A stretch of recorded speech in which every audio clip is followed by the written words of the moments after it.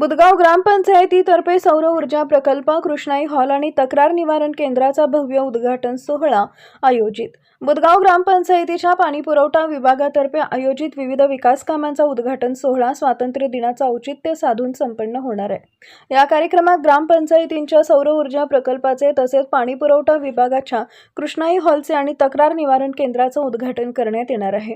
हा उद्घाटन सोहळा सांगली जिल्ह्याचे पालकमंत्री तथा उच्च व तंत्र शिक्षण मंत्री माननीय नामदार चंद्रकांत दादा पाटील यांच्या शुभ हस्ते संपन्न होणार आहे. या प्रसंगी सांगली लोकसभेचे खासदार माननीय श्री विशालदादा पाटील, माजी खासदार श्री संजय काका पाटील, सांगली विधानसभेचे आमदार सुधीरदादा गाडगीळ, माजी आमदार दिनकर तात्या पाटील, किसान मोर्चाचे महाराष्ट्र प्रदेश अध्यक्ष पृथ्वीराज भैया पवार, ऊर्जा कोल्हापूरचे विभागीय व्यवस्थापक जयेंद्र वाडोणकर आणि जिल्हा परिषद सांगलीचे मुख्य कार्यकारी अधिकारी विशाल नरवाडे यांच्यासह सांगली जिल्ह्यातील अनेक लोकप्रतिनिधी, अधिकारी व मान्यवर प्रमुख उपस्थित राहणार आहेत.